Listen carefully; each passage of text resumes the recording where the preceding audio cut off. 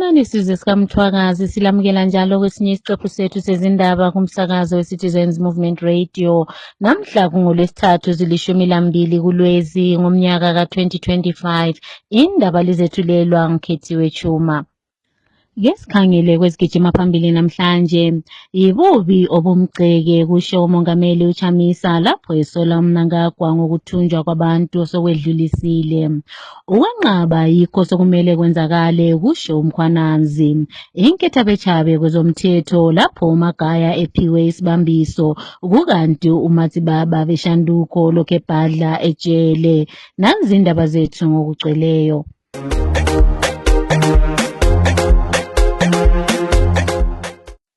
Umongameli wabantu Advocate Nelson Chamisa usesole kakhulu umongameli webandla lezanu PF lo obusa ngodlakela uEmmerson Mnangagwa ngokuthunjwa kwabantu. Ngonkulumo yakhe ayiphosele emakhasini akhe okuxhumana izolo, umongameli uChamisa uveze ukudana kakhulu ngokuthunjwa kanye lokuhlukunyezwa kwezifundi zaseChinoyi University of Technology uLindon Zanga kanye loMalvin Madanda. Umongameli uChamisa uye waveza ukuthunjwa kwalaba njengesihlakalo esilobugwelegwele kanti njalo umbuso kaEmmerson Mnangagwa kumele uliswe ngazo zonke indlela. Siyeza xhumana lezakhamizi ukuze sizwe imbono yabo mayelana lenkulumo kamongameli uChamisa. I am Linton Mwanaka, an ex-political prisoner and a political activist. The abduction of Malvin Saint Madanda and Lyndon Zanga sent shockwaves across the nation. We condemn the Mnangagwa tyrannical, autocratic, totalitarian, malevolent, corrupt, despotic, ruthless, merciless regime alleged involvement in these heinous acts. We demand accountability for those responsible. The dictatorial regime of Mnangagwa must know that the people of Zimbabwe will not be silenced. The international community must take note of these human rights violations and hold the regime accountable for its actions. Our President, Advocate Nelson Chamisa's comments shows he is much concerned about every citizen of Zimbabwe, and also his comments shows that he is a responsible leader who respects human rights. Mashoko ari kutaurwa navachamisa mashoko akanaka zvikuru uye tinomagamuchira zvikuru kuti vachamisa munhu ari very concerned nezviri kuitika munyika kuti vana vanodhambwa kandi vana vanoadaptwa nevanhu vanozivikanwa. Nyaya yekuadaptwa kuri kuitwa vanhu vemuzimbabwe kwanyanyisa zvikuru ende kwakusiya chimiro chenyika yeZimbabwe chisina kumira zvakanaka muno muAfrica, nokuti kupambwa kwakuitwa vana kwakatanga maringe navaMnangagwa vatora chigaro cheutungamiri venyika, zvichireva kuti izvo zvinokuratidza kuti vaMnangagwa CIO wavaita panguva yegukura hundi ndo wavakuzama kuda kuedza kuita munyika yeZimbabwe kuadapta vana vachisakatisa vana vanovapikisa kana kuti vanoona zvese vasinga uindirane navo vanovatsakatisisa zvavaita nguva yegukura hundi kuti vaiuraya vanhu vekumidlands vaiurayiwa nokuti vaMnangagwa ndivo vakanga vari muCIO wenguva idzodzo. Saka iko zvinezvi vaMnangagwa vapachigaro vari kuita zvavaiita nguva dzehondo zokuti vose vanovapikisa vose vanoti akavafira mberi kana kuvauraya kana kuvadhisapiya. Saka zvino zvatinoshora sevana veZimbabwe kuti vana veZimbabwe ingadai iri nguva ino yokuti develope nyika yedu, tisimudzire nyika, tisimudzire upenyu hwechidiki, vana vechidiki, tisimudzire mayuthi, tisimudzire vana vayuthi vaone mabasa. But kana taakuti isisu mayuthi akataura toti aurayai kana kuti itai urayai vana vadiki vachona ko vachazova vatungamiri vamangwana ndavanani. Saka ndaiti dai ZANU PF yaregera hunhu haineita yokuti ikaona mumwe nemumwe inovapikisa vanoda kuuraya. Zimbabwe tiri kuzama kunyaradzwa nemuto usina kunaka, tiri kunyaradzwa kuti tisavoise kana tisave nechokuita nekuda kweconstitution yezimbabwe tisataure nezvazvo kuti vamunangagwa kuti vanotongoda kuti vana vezimbabwe tese tingoti vamunangagwa ngavatonge kusvika vaenda mugomba. Saka izvozvo hazvigone kuti zviitike izvozvo. Saka tinoti mashoko avachamisa tinomagamuchira zvikuru kuti mashoko avachamisa mashoko avari kushora maringe nezviri kuitwa navamunangagwa.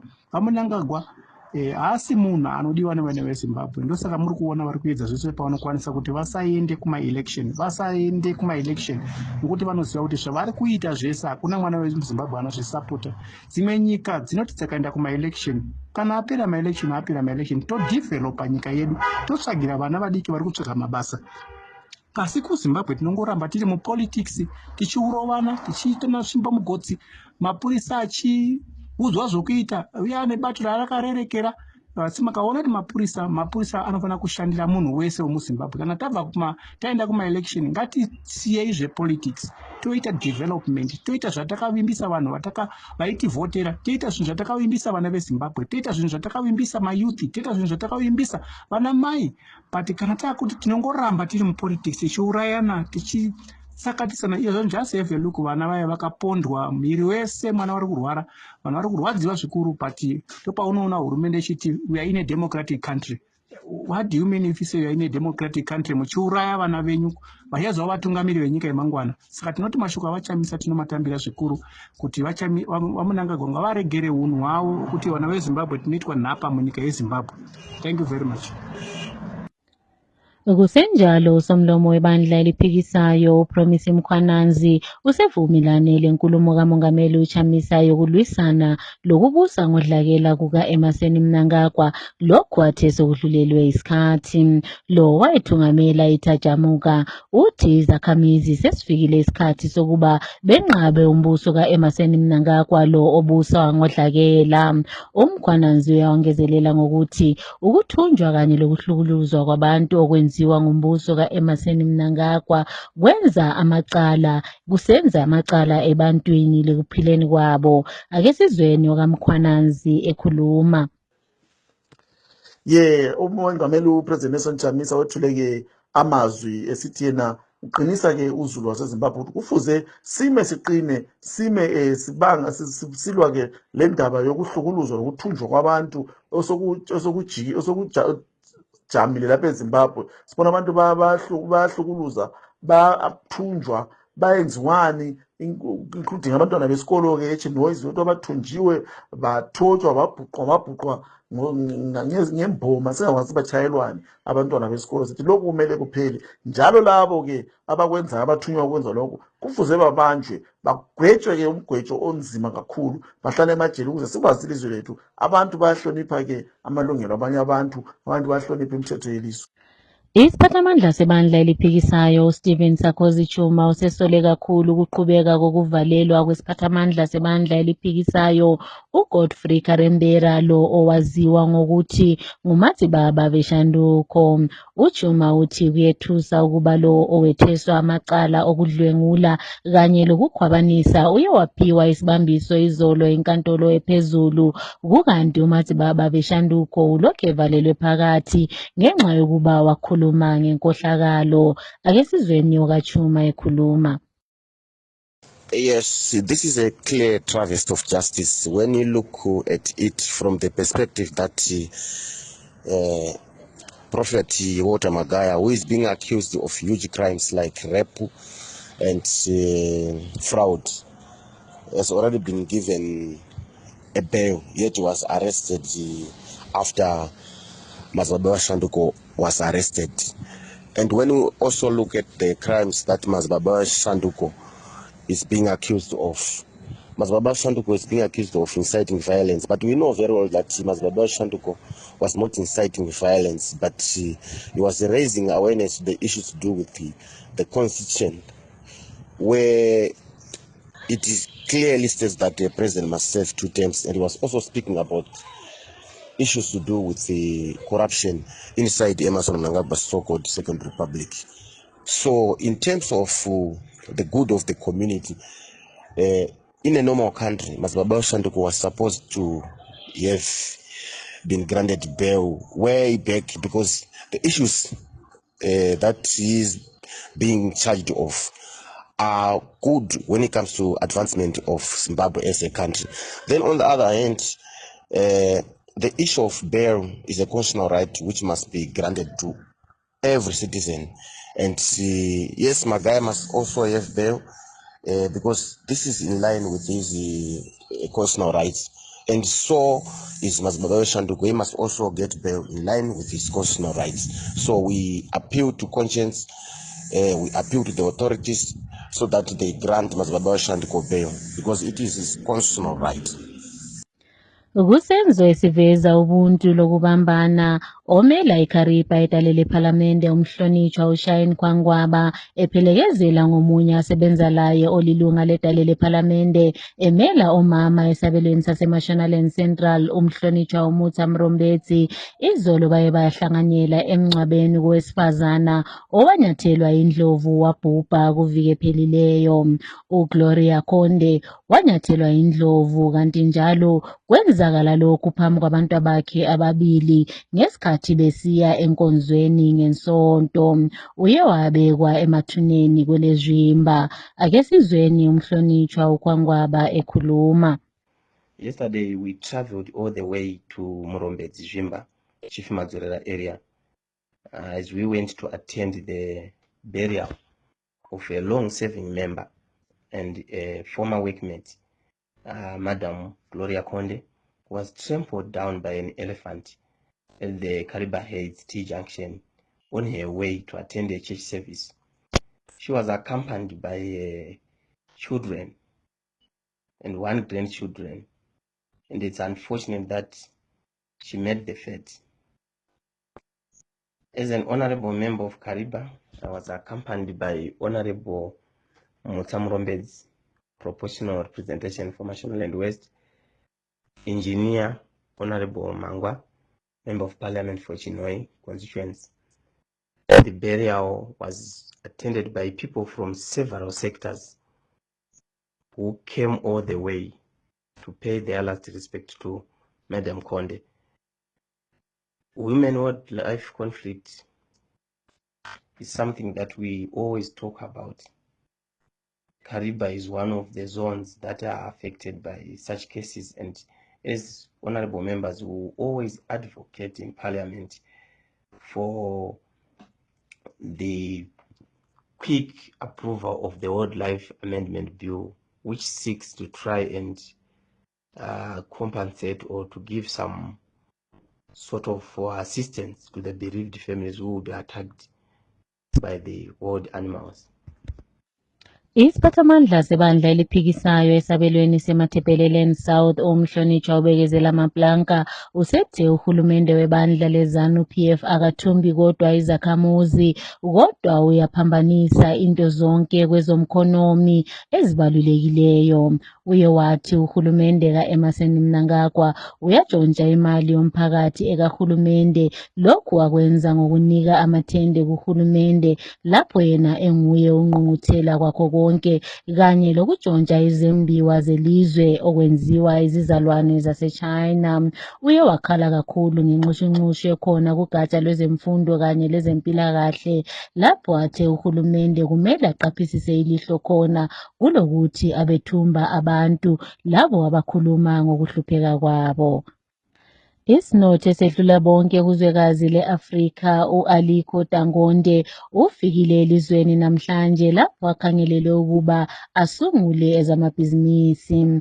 Lo isizalwane saseNigeria kukhanya elesifiso sokwenza amabhizinisi kweleZimbabwe angabiza imali engaphezu kwe-1 billion edoleni laseMelika. Kusenjalo uhlaziya ngezepolitiki uJefferson Chitando usexwayise ukuba ilizwe leZimbabwe umkhonomi wabo awuchasiseki kanti njalo ngaphansi kobuthungameli bebandla leZANU-PF usengathola encindezekile uDakonte okuzamenza agcine engasayenzi kuhle amabhizinisi akhe ngokuya kwesikhathi. Ake sizweni uChitando ekhuluma. We know that Dangote, a Nigerian businessman, has met President Mnangagwa and has signed investment programs for this country. applaud the first step, but we know and we are sure that it won't take off ground because President Mnangagwa's government is known for corruption, is known for asking bribes. After Mnangagwa had taken power through a coup, he traveled through all the world on a slogan, Zimbabwe is open for business. A lot of business people, a lot of countries, presidents, companies, they signed the mega investment agreements with the government, but nothing took off ground because immediately when these business people visit Zimbabwe, that's when they really realized that they were dealing with a mafia, they were dealing with a corrupt government which will ask for bribes for every signature which they are going to put. This pushes away the investors. This makes the investors to move away from Zimbabwe. So we can bet our last cent that Dangote will have to go through these corrupt offices and then the deals are going to fail. Imbiko ithi umsunguli webandla le-Prophetic Healing and Deliverance Ministries uWalter Magaya lokhu esejele iloba esephiwe isibambiso izolo. Imbiko ithi amaphepha esibambiso kaMagaya awakasayinwa kanti njalo kule mbiko eveza ukuba lo umprofiti usengaboshwa njalo phambi kokuba aphume ejele. uMagaya wetheswa amacala abucayi kakhulu afana lokukhwabanisa kanye lokudlwengula. Ugatsha lwamapholisa ludinga usizo emphakathini ukuze kutholakale izihlobo zowesifazana owatholakala ebulewe emathuneni asepioneer kwelembare. Owesifazana lo ocatshangelwa ukuba uleminyaka engama-24 kusiya eminyakeni engama-27 njalo mutazanyana. Amapholisa athi lo owesifazane watholakala elimele kakhulu kanti njalo amabhruku akhe ayehlesiwe efika emadolo okuveza ukuba wadlwengulwa. Umzimba wakhe usagciniwe esibhedlela saseSali Mugabe kanti njalo izakhamizi ziyakhuthazwa ukuba zidlulise umlayezo njalo ziyebika emapholiseni aseduzane. I-Premier Soccer League isimemezele indawo kanye lamalanga lapho kuzadlalelwa khona imidlalo yeChibuku Super Cup Final. Umdlalo walonyaka uza kubona labo abavikela isicoco iqembu leDynamos libhekana leqembu leTriangle United. Umdlalo lo uza kudlalelwa eGipho Stadium mhla zingama-29 kuyona le inyanga. Iqembu leDynamos selinqobe kabili kule imidlalo. Ngomidlalo ye-UEFA Women's Champions League edlalwe izolo kusihlwa, iChelsea yabhuqa iSt Pölten 6-0, kwathi iRoma yona yanqoba iVålerenga 1-0. iReal Madrid ibe ngujikilobhanqa leParis FC 1-1, kwathi iLyon yona yanqoba iWolfsburg 3-1. Namhlanje kusihlwa iBarcelona iza kudlala le-Oud Hevelin 11, iBayern Munich yona iza kudlala le-Arsenal, iBenfica iza kubhekana le-FC 20, iManchester United iza kubhekana le-PSG, kukanti i-Atletico Madrid iza kubhekana le-Juventus.